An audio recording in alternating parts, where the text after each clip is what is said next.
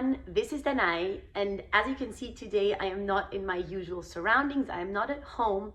I am in the Philharmonie in Paris because I had a short notice replacement concert, which is why I had to fly to Paris, and I'm very happy that I have the chance to be here and to play piano concerto with the lovely Orchestre de Chambre de Paris.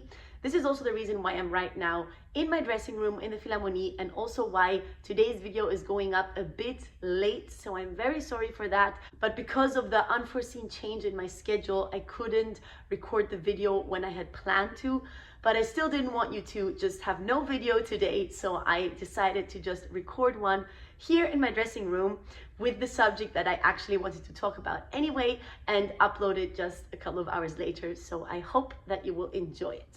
What I want to talk about today is the subject of microdynamics. Now, microdynamics is a subject that is very important and that I find is very helpful when trying to shape music, when trying to shape a phrase, but I'm not sure that everyone knows what I mean exactly. So let me just explain.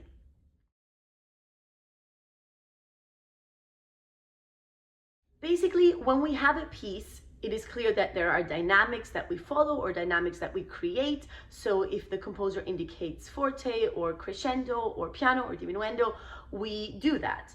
But then there is another level to dynamics, and that is the level of microdynamics. Because very often the composer simply indicates forte for quite a long period of time, especially with classical composers, Baroque anyway, not so much the modern composers which are writing in a more detailed way, but especially with classical composers, very often you'll just see forte for a section and then nothing else. Now, what does this mean? In my opinion, this does not mean that we need to play forte throughout the entire phrase, but rather that it is up to us to shape it. Now, the forte, for example, if that is what is indicated, is, I find, a suggestion of character, a suggestion of the atmosphere.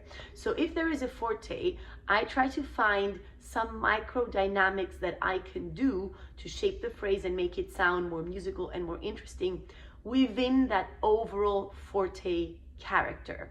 So I definitely don't want to disregard what the composer has written. If it is forte, I will play a feeling of forte. I won't go and start playing pianissimo, but I do think that it is very valuable to shape the music. And for example, if there are two repeating phrases, to play one as an echo, or if there is a natural development, to try to create a crescendo, or if there is an extremely long crescendo over, let's say, 25 bars, then maybe try to find a point where you can go back down and drop dynamically and then restart the crescendo from there.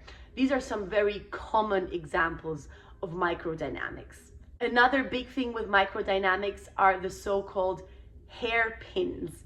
The hairpins, which musicians always indicate by doing that, are tiny crescendo, diminuendo, which very often are not even indicated in the score, but which we imagine, and we call them hairpins because they're so small, and they're more a suggestion of where the phrase can go, even a feeling of going forward. It might be connected to rubato. It's kind of delicate, it's subtle, but it is so important. And when that is there, then the music makes a big difference compared to when it is not there. So let me get into some specific examples. My first example is a simple octave passage. The composer has indicated forte. It's clear that it is supposed to sound very grand and virtuoso and kind of lead into the orchestra then taking over. However, I am doing a little bit of a microdynamic here.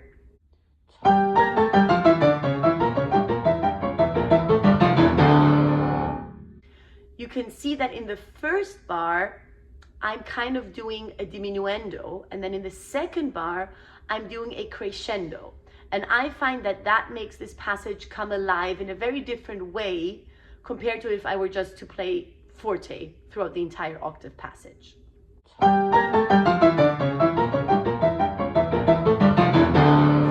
This method is a method that I use very often, so I will show you two more octave passages where I use that, where I use this hairpin, which is not like that, but basically like that. It's the opposite. So first the diminuendo, then the crescendo.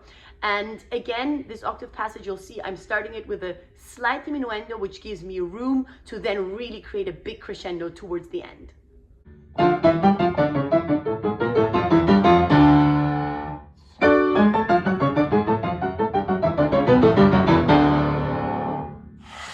Now I want to show you an example of this drop that I was talking about. The dynamic drop, I also would say, is a very common tactic when it comes to microdynamics.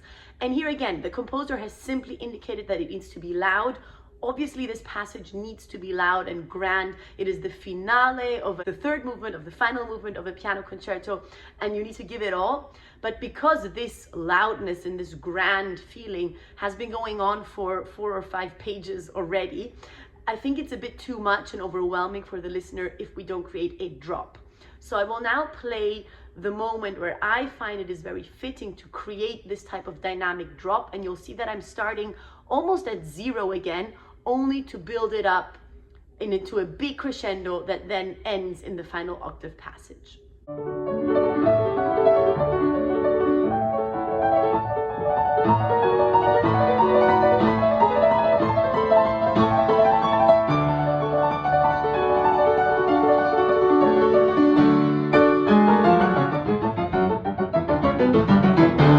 My next example is a slow passage.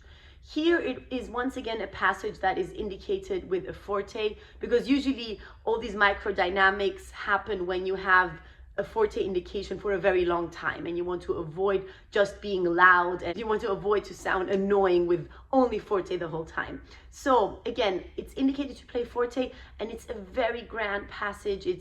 It's a very moving passage. I find the composition is really incredible in that moment of the piano concerto. And it is a slow movement. It's from the second movement. So here what I try to do is to really go up and down in microdynamics with the way the notes are composed. So if the notes go up, then I go up in my right hand dynamically as well. If they go down, I try to go down dynamically as well. I try to create an organic feeling of how the melody goes and adjust my microdynamics according to that. Because I think in that passage, if I played it only forte, it would sound very harsh and kind of unmusical.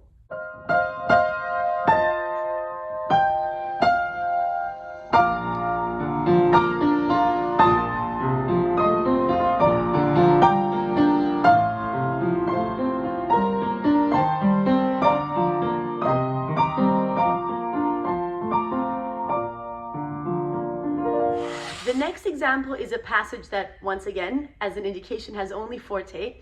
And what is interesting about this passage is that it has a repetitive pattern. So you will see that I'm repeating the same pattern again and again.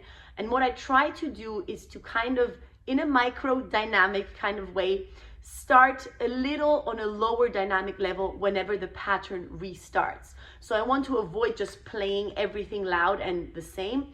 And I just try to restart every 4 beats when the pattern restarts on a lower dynamic level, and then develop it from there.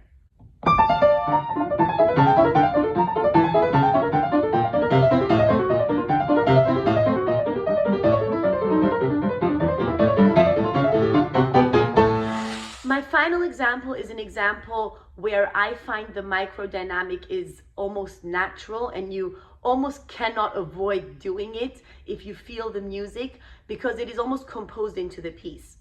So here, once again, the indication is only forte. However, as you will see, the last 2 bars of this section are clearly something that I think needs to have a crescendo, because it is a scale going upwards leading into an orchestral tutti. So in that case, once the scale starts, again, I do the dynamic drop. I start on a lower level and develop it into a big crescendo, rather than starting loud and then having nowhere to go, because I also find that the scale sounds more virtuoso and more brilliant and more impressive if I include this crescendo and start softer rather than starting forte.